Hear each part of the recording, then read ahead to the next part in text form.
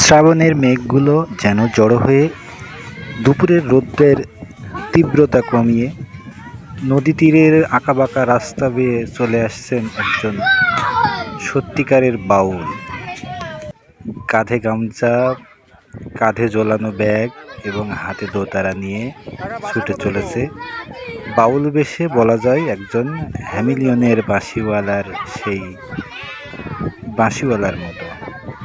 দূর থেকেই স্কুলের শিক্ষার্থী ছোট ছোট বাচ্চারা দেখে আনন্দে ছুটে আসলো, কারণ তার সাথে ছিল একটি ভেড়া।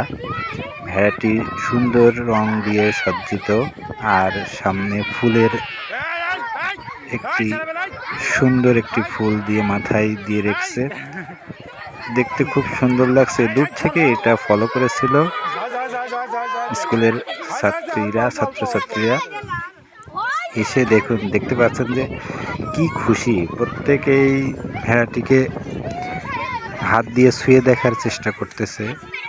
আসলে অবশ্য ভেড়ার গায়ের লোমগুলো খুবই মসৃণ, নরম হয়ে থাকে, যার কারণে ধরতেও অনেক সময় মজা লাগে। বাচ্চারা এত খুশি যেন সেই হ্যামিলিয়নের বাঁশিওয়ালার মতো ছুটে চলে এসেছে।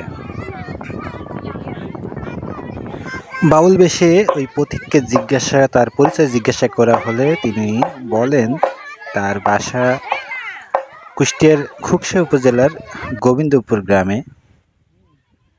তো লোকটি আসলেই এমন সুন্দর চমৎকার ব্যবহার করলো বাচ্চাদের সঙ্গে, অপূর্ব সুন্দর, যেন বাউল বেশে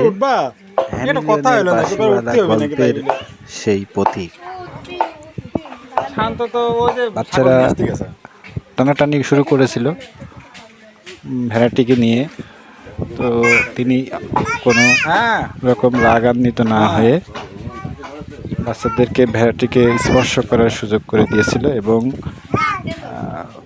সবাইকে আনন্দ করার জন্য উৎসাহ প্রদান করতেছিল। তো যাই হোক, সব মিলিয়ে আজকের দুপুরটা ছিল এক অসাধারণ।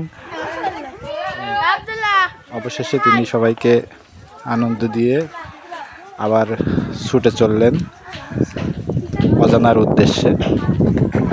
পিছু পিছু নিল সেই হ্যামিলিয়নের বাঁশিওয়ালা ইঁদুরের মতো ঝাঁকে ঝাঁকে স্কুলের ছাত্রছাত্রীরা। তার পিছু যেন ছাড়তেই চাচ্ছিল না। সবাইকে আরও ভালোবাসা দিয়ে শেষ করছি। ধন্যবাদ।